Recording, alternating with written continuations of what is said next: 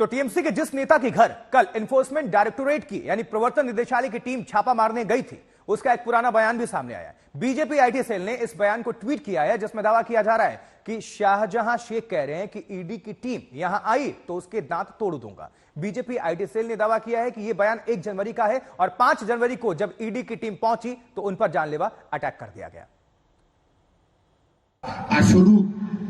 তথ্য পুঁজি আমাদের পুঁজি হলো মানুষের আশীর্বাদ, আর ওর পুঁজি হলো কি CBI R E D. CBI ED বাদে সাধারণে বালতো দূরের কথা একটা চলছে দেখা বিজেপির দালালে কান খুলে তুলে নেয়।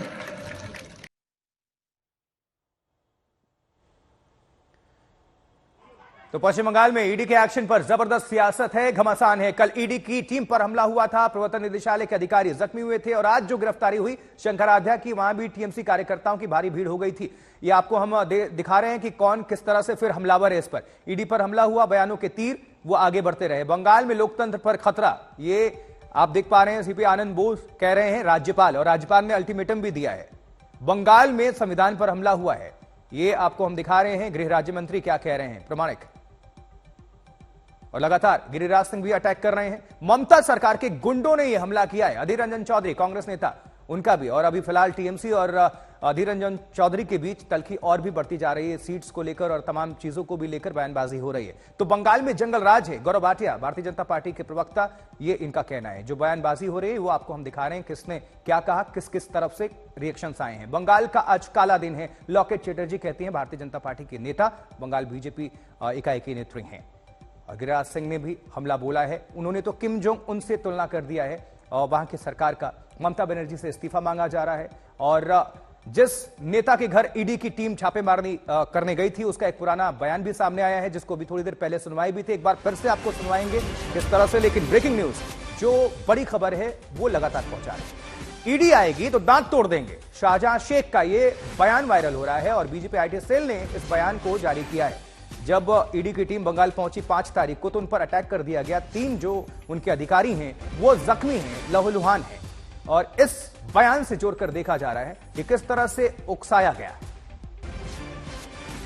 শুধু তথ্য পুঁজি আমাদের পুঁজি হলো মানুষের আশীর্বাদ, আর ওর পুঁজি হলো কি CBI R E D. CBI ED বাদে সাধারণে বালতো দূরের কথা একটা চলছে দেখা বিজেপির দালালে কান খুলে তুলে নেয়। আর শুধু तो इस पर পুঁজি আমাদের পুঁজি হলো মানুষের আশীর্বাদ, আর ওর পুঁজি হলো কি CBI R E D. CBI ED বাদে সাধারণে বালতো দূরের কথা একটা চলছে দেখা বিজেপির দালালে কান খুলে তুলে নেয়। तो राजनीतिक घमासान होना ही था इस पर। अब पॉलिटिकल रिएक्शंस की बारी है। किस किसने क्या कहा है आपको हम सुनवा देंगे, दिखा तो रहे हैं। तमाम जो लीडर्स हैं उनकी एंट्री हुई है और इसको लेकर आरोपों के केंद्र में टीएमसी, ममता बनर्जी, वहां की सरकार। सुनिए जरा आप। देखिए, बंगाल में लोकतंत्र नाम की कोई चीज नहीं है। वहां लगता है किम जोंग की सरकार है। अधीर रंजन ने कहा है अब लोगों की हत्या हो जाए तो कोई बड़ी बात नहीं, मंत्री जाते हैं, उनको प्रोटोकॉल की गाड़ियां नहीं। तो ये ममता बनर्जी का लोकतंत्र है।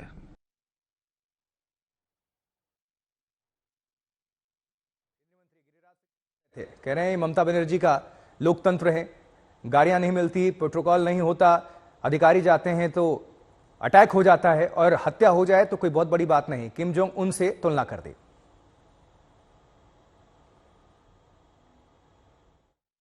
এর থেকে যুক্তিযুক্ত আর কমেন্টস কি হতে পারে, যেখানে বিচারপতিদেরকে থ্রেট করা হচ্ছে, বিচারপতিদের বিরুদ্ধে ওপেন টিভিতে যেখানটায় কটু মন্তব্য করা হচ্ছে, যেখানে বিচারপতিদের ভয় দেখানো হচ্ছে, বিচারপতিদের বিরুদ্ধে পোস্টার পড়ছে, ইডি হামলা হচ্ছে।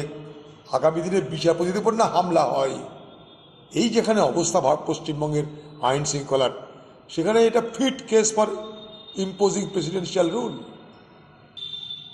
রাষ্ট্রপতি শাসন করার জন্য উপযুক্ত আইন শৃঙ্খলার অবনতি হয়েছে বাংলায়। तो बीजेपी और कांग्रेस की तरफ से राष्ट्रपति शासन की मांग की जा रही है और लगातार हमला किया जा रहा है दोनों ही पार्टियों की तरफ से। निशाने पर टीएमसी, ममता बनर्जी। अनुपम मिश्रा का रुख करेंगे। पश्चिम बंगाल से हमारे संवाददाता जुड़ चुके हैं। अनुपम, आज सुबह से क्या अपडेट है आपके पास? दर्शकों को बताइए, कल जिस तरह से घमासान देखने को मिला और तोड़फोड़ हिंसा हुई, क्या आज लॉ एंड ऑर्डर सब कुछ कंट्रोल में है? गिरफ्तारी भी हुई थी। जी देखिए, जी आशुतोश, देखिए आज सुबह से ही जो कल स्थिति थी वैसी स्थिति तो बिल्कुल नहीं है।